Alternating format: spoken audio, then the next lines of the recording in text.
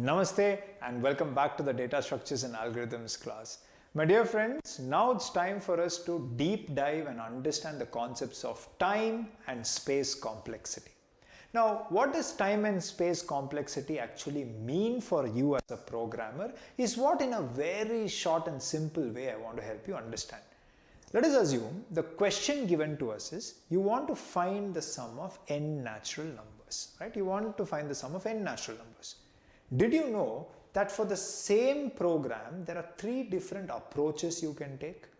Approach number 1 looks something like this. Approach number 2 looks something like this. Approach number 3 looks something like this. And trust me, each of these three approaches will give you the same output, which is it will compute the sum of the first n natural numbers for you, and obviously n is decided by the user. But what if I told you that this approach takes more time for the computer to execute?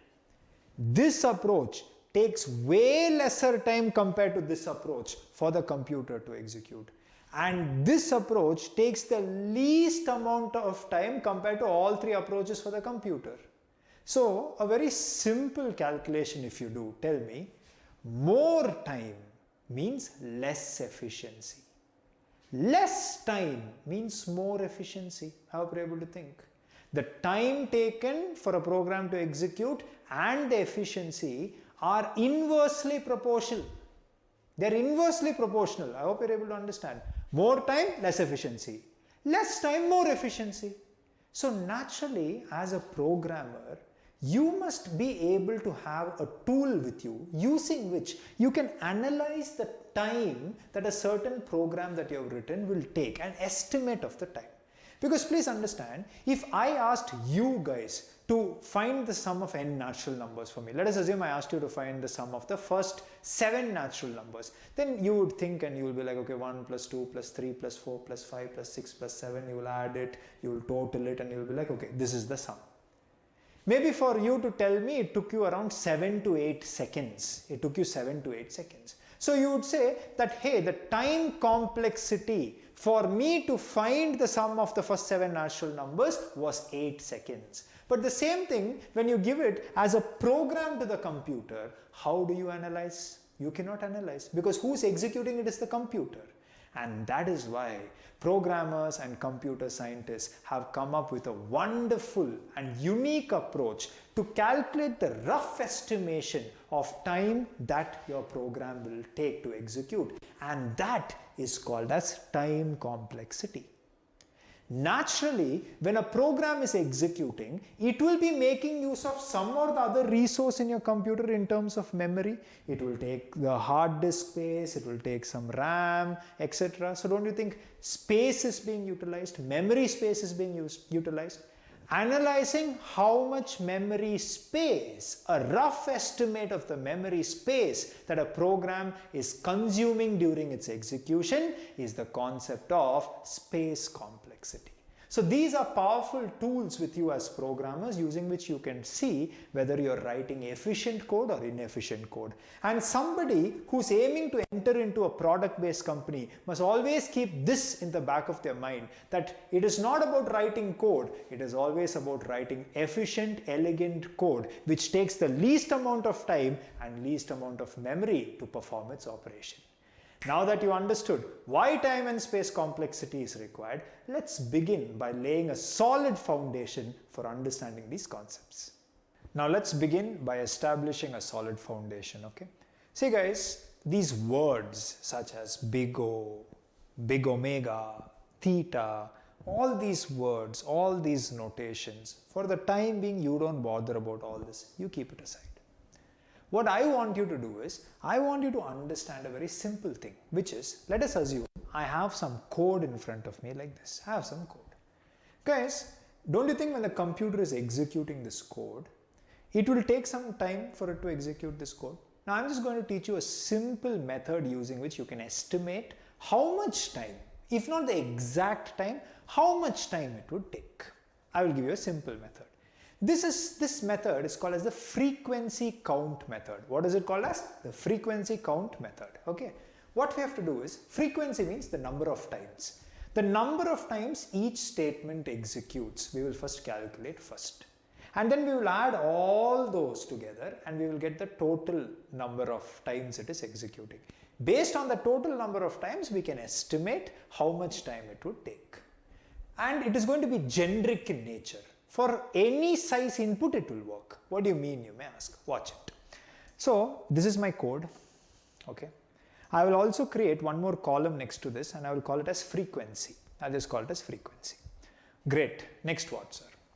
Now you must understand. Line by line I'm going. First of all, look at the first line. The first line, when it executes, I'm asking how many times will the first line execute? Obviously, it will execute only once. So the frequency is 1. And what happens when it executes is you will be creating a one-dimensional array, an integer array with 3 variables or 3 data points inside it. Cool. Next line. What am I doing in the next line? I'm calculating the length of this array and storing it inside a variable called as n. Again, how many times will it execute? Exactly once. So I'm telling 1. Okay. And if I have to show this to you, it looks like this. So I have a variable n inside which value is 3. Obviously length is 3.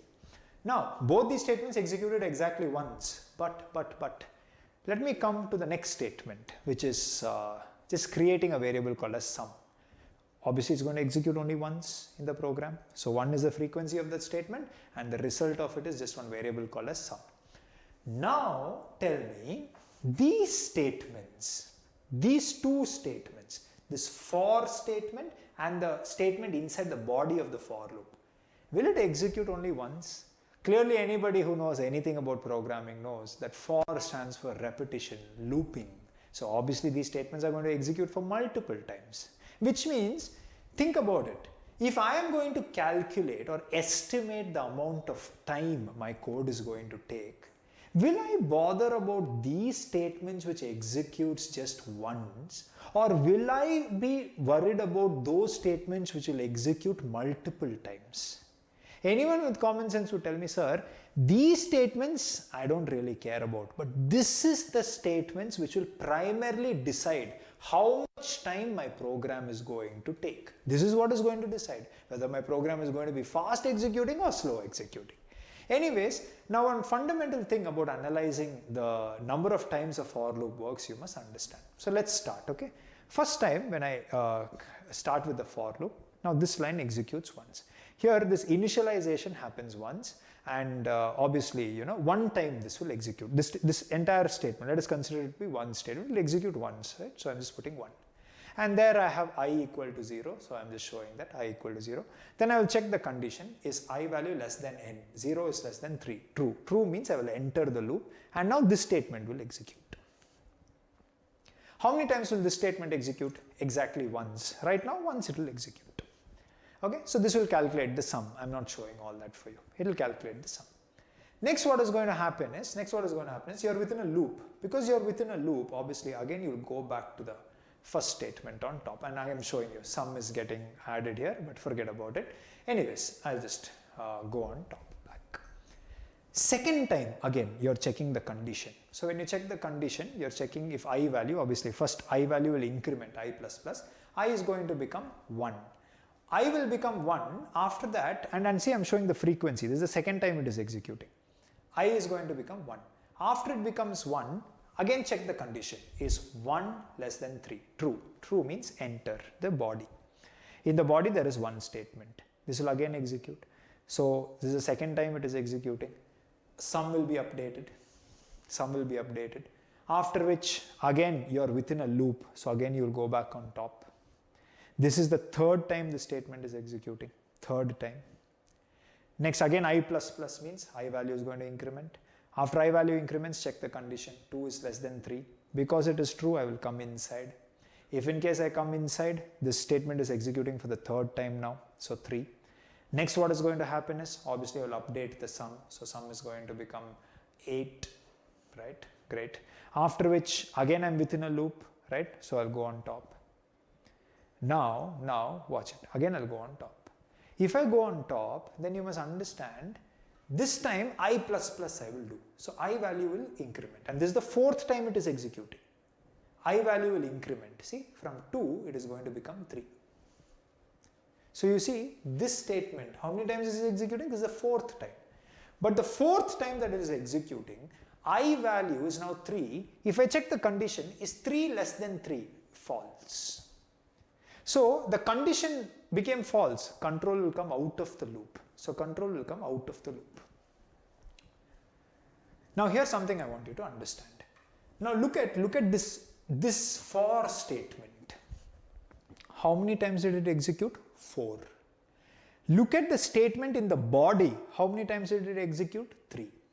So why is it that the for statement executed 1 time more than the number of statements in its body? Is because the last time where the termination condition occurs, where this condition fails, that also should be considered. So this will execute only as long as the condition is true. This statement will execute for every time that the condition is true and for the 1 time that the condition is false as well. So if the for is executing 4 times, body will execute 3 times. If this is executing n times, if this is executing n times, let us assume this is executing n times, this will always execute n plus 1 times because of the termination condition, because of the false condition. Hope you're able to think. Now, so totally this program, if in case my n value, now tell me what is deciding how many times this will execute is this n value. Would you agree? That is what is managing the condition. If n value is 3, then totally you got 1 plus 2 plus 3, 3 plus 4, 7, 7 plus 3, 10. 10 times, 10 operations it is performing. I hope you're able to think. Naturally, if n value was 5, it will increase. If in case n value was 10, it will increase. If in case n value was 100, it will increase. Clearly, it is increasing. But one thing I want you to understand is, this will not give me an estimate of how much time it is taking. I want to represent it mathematically. So what will you do? What I will do is, this, again I told you, these 3 guys really don't matter to me because they are constant. Whatever is the size of the array, whatever is the n value, these guys will execute only once. But that is not the case with these statements. So these 2 statements I would like to represent it in general form. How will you represent it in general form? I would like to correlate it with the n value. How will you correlate it with the n value? N is 3, this is 4. If n was 5, this will be 6. If n was 10, this will be 11. Whatever is the value of n, this will be plus 1. So would you agree? I can write that 4 in general as n plus 1 times. I'm coming below. Look at this. How many times will this execute? If this is executing n plus 1 times, always 1 time lesser. 1 time lesser. So this is 3. 3 is nothing but n. If n is 3, 3 times. If n is 5, 5 times. If n is 10, 10 times. Which means, what do you think? In general, I can just write it as n. So did you see how I brought it in general form? Now I know, depending upon the value of n, this will execute n plus 1 times. Depending upon the value of n, this will execute n times. So this is my frequency. Now I'll add all these frequencies together. I will add them together. I'll get 2n plus 1, 2, 3, 4. 2n plus 4. Now, using this value, you can represent the time complexity of this code. How will you represent the time complexity of the code? If you ask me, it's very simple. For that, we will be using a notation called as the big O notation. Now, I want you to forget what big O means. There is big omega, there is theta. I want to forget all of this. Big O will tell you how much time your code is going to take. Now, to represent this as big O, there are 2 conditions you must keep in mind. Condition number 1 is to eliminate constants. Condition number 2 is to only retain the highest order term. Now what do I mean by this? Tell me, what are the constants here, friends? 2 and 4. If I eliminate 2 and 4, what I'll be left out with is n. Now, n is the only term, which means it is the highest order term, right? Order means what? See, I have n. I can have n square. I can have n cube. I can have n to the power 4. Lad, I can have n to the power n. Which means highest order means square is higher than n, cube is higher than square, n to the power 4 is higher than cube. But tell me, amongst all these orders, which is the order, that highest order I have here? N. That's the only term I have. So that is what I will have, which means I can represent this as big O of n, like this. I hope you're able to think. Any confusion till this point of time? Yes, sir, we perfectly understood. So now you know that this code is going to take n times. Now, n time means what? Depends upon the value of n. If n is 3, it will take some time. If n value increases, time increases. As n value increases, time is going to continuously increase. It is going to linearly increase. I hope you're able to think. In fact, I can just show this to you as well. See here, very simple. Let us assume like this, I have a graph, right? I have a graph. In my graph, this is n value. This is the time. This is the time. How are you able to think? Now, naturally, if you look at it, if you understand it, for a certain value of n, there will be a certain time. As n increases, time will increase. As n increases, time will increase. As n increases, time will increase. So do you see that if you have big O of n, this is only nothing but big O of n. Clearly you can see as time or as n value increases, time will also increase. For a certain value of n, there is a certain value of time. For a certain value of n, there is a certain value of time. For a certain value of n, there is a certain value of time. As the n value increases, correspondingly time increases. And how is it increasing? Linearly. Are you able to think? So linearly your time of the program, the time the program takes to execute, it will linearly increase. I hope you're able to think. Any confusion till this point of time? Yes sir, we understood this sir clearly. Next, what you may ask. Now, let me tell you what next. So we have analyzed one program. Let us analyze another program which will give you a different time complexity. Watch it and understand carefully. This is the pattern that I have in front of me. Now for this pattern, this is the code. All of you know this code, I'm not explaining it. But one thing you can notice about the code is there is a loop inside the loop. There is nesting of loops. And how many loops are being nested? There are two levels, first level, second level. Two levels of nesting has happened. Now, how would I analyze how much time such a code is going to take? Again, you can notice here I have told n. What is this n? This n is nothing but the number of rows. Here I have 3 rows. I could have 5 rows, I could have 15 rows, I could have 500 rows. It doesn't matter, right? Anyways, I want to calculate the frequency because we are using the frequency count method. How will you calculate the frequency of this? Well, all of you know by now. If you have understood the previous program, clearly you know 0 to n means this is going to execute n plus 1 times. That last program only I have conveyed it. But anyways, if you want to understand it once more, I'm just showing n is 3, right? That is the first statement that is executing. How many times will it execute if you ask me? See, I value is going to go from 0 to 1 to 2 till here it will be true. Because see, 0, 1, 2.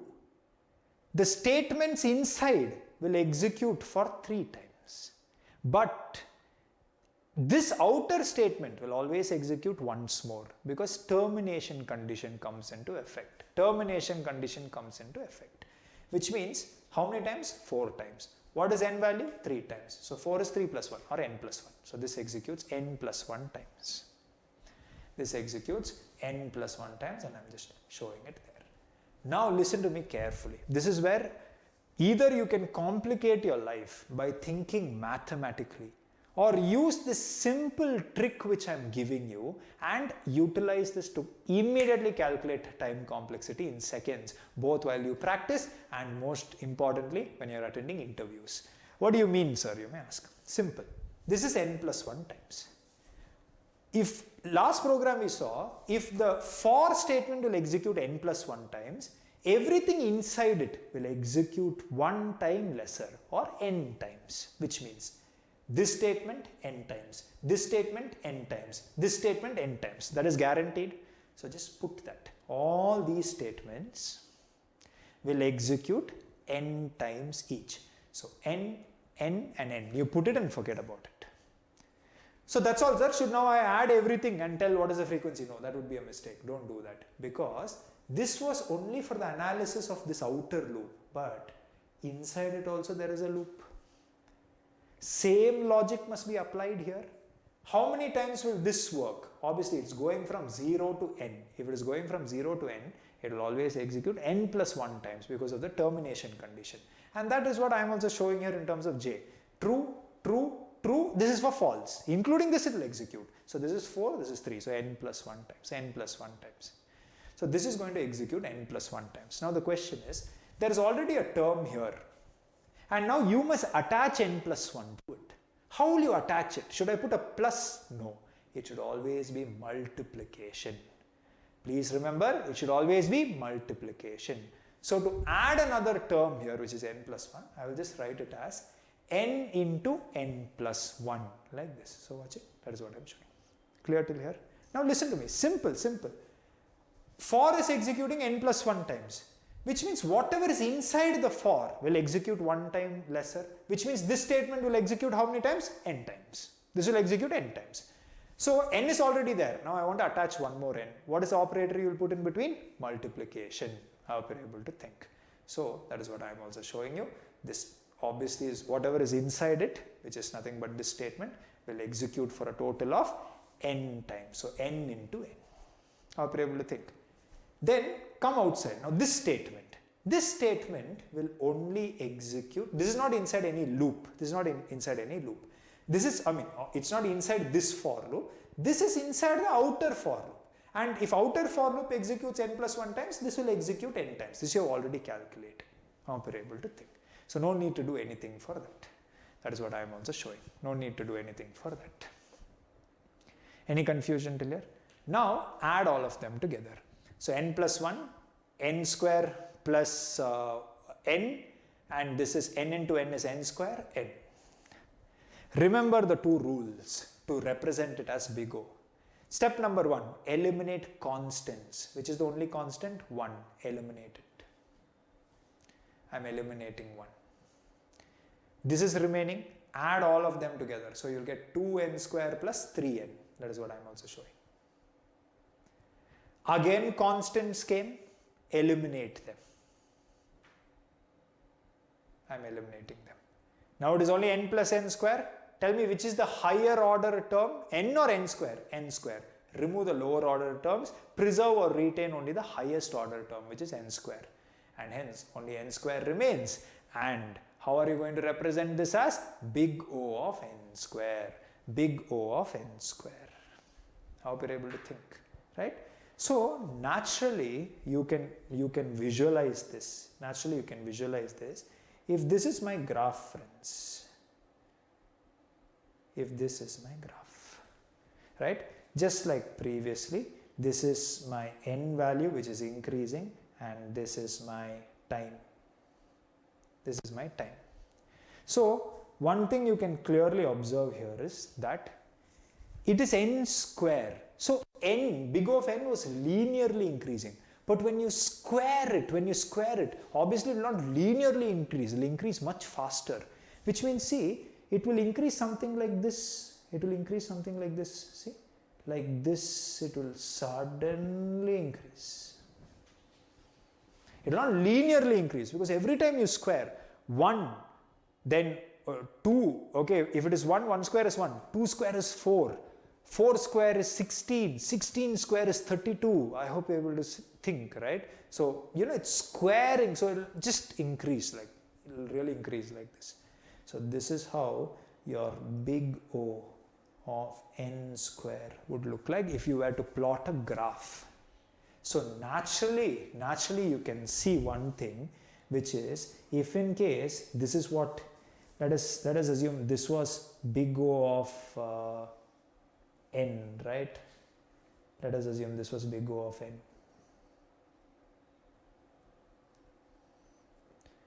This is big O of n, linearly. So if you notice, let us take some value of n, right? Let us take some value of n. Let me put a different color. Let us take some value of n. If I take some value of n, look at this. This is the time it takes. This is the time it takes. But the same value of n is somewhere here. You can notice. So you can notice, look at the difference in time. Look at the difference in time. N value same. Look at the time. Whereas look at this time. This is big O of n. This is big O of n square. Do you see the leap in time? Do you see the increase in time? So anyone with common sense, please tell me, is big O of n complexity better or is big O of n square complexity better? Which is better in terms of efficiency? Because I've told you, efficiency is inversely proportional to time. Lesser the time, more efficiency. More the time, lesser the efficiency. So anybody would say, sir, any day big O of n is better than n square. Which means when you're writing code and if you analyze your code to be in n square, you must always try to reduce it. And the ways to reduce it is what you will be learning as a part of your data structures and algorithms course, as a part of all the problems. And naturally, any engineer who has this ability to analyze the time complexity and have tools and methods with him to reduce it is a valuable asset to any software company, to any IT company. So I hope you understand why this is such a sought after skill in any product based company's interview. I hope you're able to think. Oh yes, absolutely you are right. What else, sir, you may ask? What else if you ask me? Let us take a look at an n cube complexity.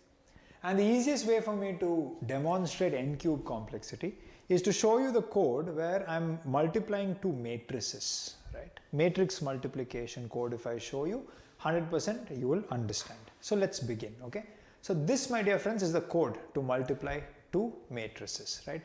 And I'm assuming it is going to be a 3 cross 3 matrix that you're multiplying. And I hope you know how to multiply matrices. So along the row of the first matrix, along the column of the first matrix, you need to multiply every corresponding element and you have to sum all of them together, which is what will form your first element. Anyways, so that is the code that I have here. If you look at it, for loop, inside that another for loop, inside that another for loop. So there is 3 levels of nesting happening. So I'm just going to write this as my code. Now if I calculate the frequency, now it's very straightforward. You can look at it. First I'm starting with the outermost for loop. N is 3.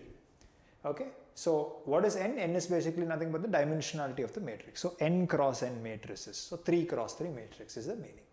Now 0 to n, j is also 0 to n, k is also 0 to n. I hope you're able to think. So watch it. Here I will iterate. So 0, 0, 0, 1, 2, right? But it will not, 3 is for the false condition. So obviously n plus 1 times it will execute, and that is what I am also showing. 4 times, n is 3. So that will be n plus 1 times. And you know, everything inside the body will execute for n times. So see here, n times, this will execute n times, this will execute n times, this will execute n times. So I'm just showing you all the statements within the loop is going to now execute for a total of n times. So I'm just going to put n next to it. Great. But you must not stop there. You must come inside. Now there is another loop. So obviously you have to compute for that loop as well. So here also it is going from 0 to n, which means it will execute n plus 1 times, and you can just look at it. If you look at the values of j, it goes from 0 till 3. So this is 4 times. So that is n plus 1. There is already one term. So you have to multiply the new term. So n into n plus 1 times is what it is going to execute. I hope I'm clear. If this is executing n plus 1 times, then obviously everything inside this loop, that is this statement, that is this statement, that is this statement, has to further execute n plus 1 times. Would you agree with me? Which means I must add n plus 1, n plus 1, n plus 1 here. So that is what I'm doing. Into n plus 1, into n plus 1, into n plus 1 for all these statements I will do. And that is what I'm also showing. I'm sorry, not n plus 1 time, n times, because you know, if the outer loop is executing n plus 1 times, this will execute n times. I hope you're able to think. So n plus 1, so n. Any confusion till this point of time? Yes sir, we understood. Now I'm analyzing this loop. Obviously this loop also will execute n plus 1 times because you can look at the value of k. So n plus 1 times. So into n plus 1. Obviously whatever is inside the kth loop will execute one time lesser. So n times, which means I have to add n to the statements below. So into n I will do. This statement will execute n times. So into n. So these are your frequencies. Now you know how to count the frequencies. Add all of them together. If I add all of them together, I will be getting something that looks like this. N plus 1 plus n square plus n square plus n cube plus n square plus n cube. You know you have to remove constants. So I'll remove this constant, and if I add them, it will become 2n plus 3n square plus 2n cube. I'll remove the constants again, which means it will become n plus n square plus n cube. I will remove all the lower order terms and I'll preserve the highest order term, which is n cube, and hence your time complexity is big O of n cube. I think if you have common sense, you know n cube will take more time compared to n square. N square will take more time compared to n. So I hope you're able to visualize that graph. Any confusion till this point of time? Yes sir, we understood. So naturally, if the complexity is n cube, the interviewer will expect you to somehow reduce it. How to reduce it, etc., we will see later. But now we are just computing the time that an algorithm takes. Any confusion till here?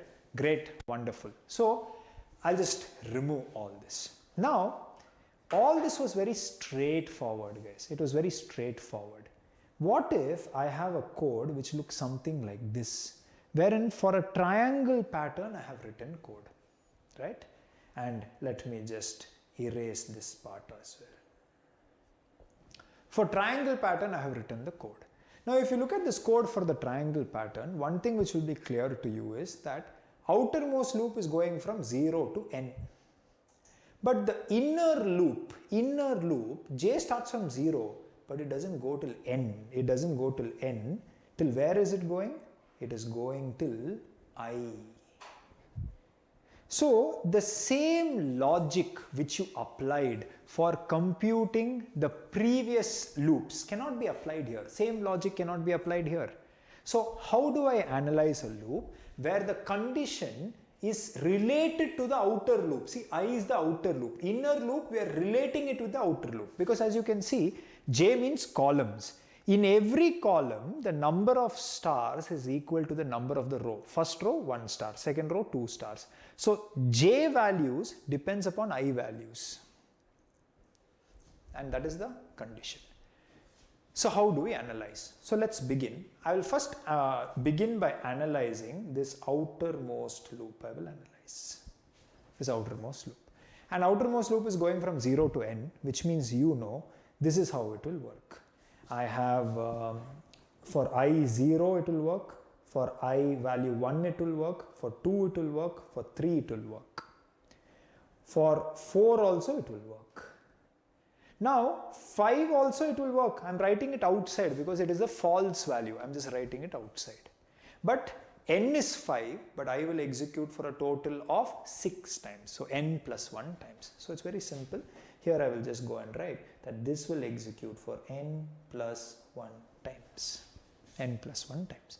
Now, foolishly, don't think just because the outer loop is executing for n plus 1 times, this inner statement, this statement will execute 1 lesser n times. If you write n here, it will be a big mistake because that is not how it works. Because this loop's correlation is not with n, it is with I.